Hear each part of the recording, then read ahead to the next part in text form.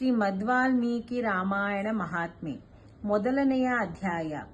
ಕಲಿಯುಗದ ಸ್ಥಿತಿ, ಕಲಿಕಾಲದ ಮನುಷ್ಯರ ಉದ್ಧಾರದ ಉಪಾಯ, ರಾಮಾಯಣ ಪಾಠದ ಮಹಿಮೆ, ಅದರ ಶ್ರವಣಕ್ಕಾಗಿ ಉತ್ತಮ ಕಾಲ ಮುಂತಾದ ವರ್ಣನೆ. ಶ್ರೀರಾಮ ಶರಣಂ ಸಮಸ್ತ ಜಗತಾಂ ರಾಮಂ ವಿನಾಕಾ ಗತಿ ರಾಮೇಣ ಪ್ರತಿಹನ್ಯತೆ ಕಲಿಮಲಂ ರಾಮಾಯ ಕಾರ್ಯಂ ನಮಃ. ರಾಮಾತ್ ತ್ರಸ್ಯತಿ ಕಾಲ ಭೀಮ ಭುಜಗೋ ರಾಮಸ್ಯ ಸರ್ವಂ ವಶೇ ರಾಮೇ ಭಕ್ತಿರ ಖಂಡಿತ ಭವತು ಮೇ ರಾಮ ತ್ವಮೇವಾಶ್ರಯಃ. ಶ್ರೀರಾಮಚಂದ್ರನು ಸಮಸ್ತ ಜಗತ್ತಿಗೆ ಆಶ್ರಯ ಕೊಡುವವನು. ಶ್ರೀರಾಮನಿಂದಲ್ಲದೆ ಬೇರೆ ಗತಿ ಯಾವುದಿದೆ? ಶ್ರೀರಾಮನು ಕಲಿಯುಗದ ಎಲ್ಲ ದೋಷಗಳನ್ನು ನಾಶ ಮಾಡಿ ಬಿಡುತ್ತಾನೆ. ಆದ್ದರಿಂದ ನಾನು ನಮಸ್ಕಾರ ಮಾಡುತ್ತೇನೆ. ಶ್ರೀರಾಮನಿಗೆ ಕಾಲರೂಪಿ ಭಯಂಕರ ಸರ್ಪವು ಹೆದರುತ್ತದೆ. ಜಗತ್ತಿನ ಎಲ್ಲವೂ ಭಗವಾನ್ ಶ್ರೀರಾಮನ ವಶದಲ್ಲಿದೆ. ಶ್ರೀರಾಮನಲ್ಲಿ ನನಗೆ ಅಖಂಡ ಭಕ್ತಿಯು ನೆಲೆಸಲಿ. ಓ ರಾಮನೇ, ನೀನೇ ನನಗೆ ಆಧಾರವಾಗಿರುವೆ.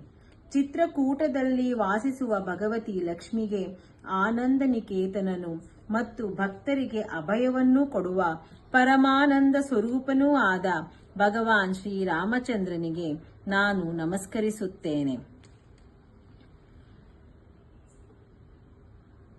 ಜಗತ್ತಿನ ಸೃಷ್ಟಿ ಸ್ಥಿತಿ ಲಯ ಮಾಡುವ ಬ್ರಹ್ಮ ವಿಷ್ಣು ಮಹೇಶ್ವರ ಮುಂತಾದ ದೇವತೆಗಳು ಶ್ರೀರಾಮನ ಅಭಿನ್ನ ಅಂಶರಾಗಿದ್ದಾರೆ. ಆ ಪರಮ ವಿಶುದ್ಧ ಸಚ್ಚಿದಾನಂದಮಯ ಪರಮಾತ್ಮ ಶ್ರೀರಾಮಚಂದ್ರನಿಗೆ ನಮಸ್ಕರಿಸಿ ಅವನ ಭಜನ ಚಿಂತನೆಯಲ್ಲಿ ಮನಸ್ಸನ್ನು ತೊಡಗಿಸುತ್ತೇನೆ. ಋಷಿಗಳು ಹೇಳಿದರು, ಪೂಜ್ಯರೇ, ಸನಕಾದಿ ಋಷಿಗಳು ಸೂತ ಪುರಾಣಿಕರಲ್ಲಿ ಕೇಳುತ್ತಿದ್ದಾರೆ. ಪೂಜ್ಯರೇ, ತಾವು ವಿದ್ವಾಂಸರು ಜ್ಞಾನಿಗಳು ಆಗಿರುವಿರಿ. ಹಿಂದೆ ನಾವು ಕೇಳುವುದೆಲ್ಲ ನೀವು ಚೆನ್ನಾಗಿ ತಿಳಿಸಿರುವಿರಿ. ಸಂಸಾರ ಬಂಧನದಲ್ಲಿ ಬಿದ್ದ ಜೀವಿಗಳ ದುಃಖಗಳು ಬಹಳ ಇವೆ. ಈ ಸಂಸಾರ ಬಂಧನವನ್ನು ಬಿಡಿಸುವವರು ಯಾರಾಗಿದ್ದಾರೆ? ಕಲಿಯುಗದಲ್ಲಿ ವೇದೋಕ್ತ ಮಾರ್ಗವು ನಾಶವಾಗಿ ಹೋದೀತು ಎಂದು ನೀವು ಹೇಳಿರುವಿರಿ.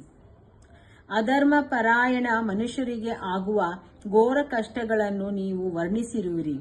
ಘೋರ ಕಲಿಯುಗವು ಬಂದಾಗ ವೇದೋಕ್ತ ಮಾರ್ಗ ಲುಪ್ತವಾಗಿ ಹೋದೀತು. ಆಗ ಪಾಖಂಡವೇ ಹರಡೀತು. ಈ ಮಾತು ಪ್ರಸಿದ್ಧವಾಗಿದೆ. ಪ್ರಾಯಶಃ ಎಲ್ಲ ಜ್ಞಾನಿಗಳು ಹೀಗೆ ಹೇಳಿರುವರು. ಕಲಿಯುಗದ ಎಲ್ಲ ಜನರು ಕಾಮಪೀಡಿತರಾಗಿರುವರು. ಕುಳ್ಳ ಶರೀರವಿದ್ದು ಲೋಭಿಯಾಗಿ ಧರ್ಮ ಮತ್ತು ದೇವರ ಆಶ್ರಯ ಬಿಟ್ಟು ಪರಸ್ಪರ ಅವಲಂಬಿಸಿರುವರು. ಪ್ರಾಯಶಃ ಎಲ್ಲರೂ ಅಲ್ಪಾಯುಗಳು, ಹೆಚ್ಚು ಮಕ್ಕಳುಳ್ಳವರೂ ಆಗುವರು. ಕಲಿಯುಗದ ಸ್ತ್ರೀಯರು ತನ್ನ ಶರೀರ ಪೋಷಣೆಯಲ್ಲಿ ತತ್ಪರರಾಗಿ ವೈಶ್ಯರ ಆಚರಣೆಯಲ್ಲಿ ತತ್ಪರರಾಗುವರು. ಅವರು ತಮ್ಮ ಪತಿಯ ಮಾತನ್ನು ಅನಾದರಿಸಿ ಸದಾ ಇತರರ ಮನೆಗೆ ಬಂದು ಹೋಗುತ್ತಾ ಇರುವರು. ಸದಾ ದುರಾಚಾರಿ ಪುರುಷರೊಂದಿಗೆ ಸೇರುವ ಅಭಿಲಾಷೆಯುಳ್ಳವರಾಗುವರು. ಉತ್ತಮ ಕುಲದ ಸ್ತ್ರೀಯರು ಕೂಡ ಪರಪುರುಷರೊಂದಿಗೆ ಹಾಸ್ಯ ವಿನೋದ ಮಾಡುತ್ತಾ ಕಠೋರ ಮತ್ತು ಸುಳ್ಳು ಮಾತನಾಡುವರು. ಶರೀರವನ್ನು ಶುದ್ಧ ಮತ್ತು ಸುಸಂಸ್ಕೃತವಾಗಿಡುವ ಸದ್ಗುಣಗಳಿಂದ ವಂಚಿತರಾಗುವರು. ಕಲಿಯುಗದಲ್ಲಿ ಹೆಚ್ಚಿನ ಸ್ತ್ರೀಯರು ವಾಚಾಳಿಗಳಾಗುವರು. ಭಿಕ್ಷೆಯಿಂದ ಜೀವನ ನಿರ್ವಹಣೆ ಮಾಡುವ ಸನ್ಯಾಸಿಗಳು ಕೂಡ ಮಿತ್ರಾದಿಗಳ ಸ್ನೇಹಪಾಶದಲ್ಲಿ ಬಂಧಿತರಾಗುವರು. ಅವರ ಹೊಟ್ಟೆ ತುಂಬಿಸಿಕೊಳ್ಳುವ ಚಿಂತನೆಯಿಂದ ಲೋಭವಶರಾಗಿ ಶಿಷ್ಯರನ್ನು ಸಂಗ್ರಹಿಸುವರು. ಸ್ತ್ರೀಯರು ಎರಡೂ ಕೈಗಳಿಂದ ತಲೆ ತುರಿಸಿಕೊಳ್ಳುತ್ತಾ ಚಿಂತೆಯಿಂದ ಲೋಭವಶರಾಗಿ ಯಜಮಾನನ ಮಾತನ್ನು ಬೇಕಂತಲೇ ಮೀರಿ ನಡೆಯುವರು. ಬ್ರಾಹ್ಮಣರು ಪಾಖಂಡಿಗಳೊಂದಿಗೆ ಇದ್ದು ಪಾಖಂಡಪೂರ್ಣ ಮಾತುಗಳನ್ನಾಡುವಾಗ ಕಲಿಯುಗವು ತುಂಬಾ ಹೆಚ್ಚಿದೆ ಎಂದು ತಿಳಿಯಬೇಕು.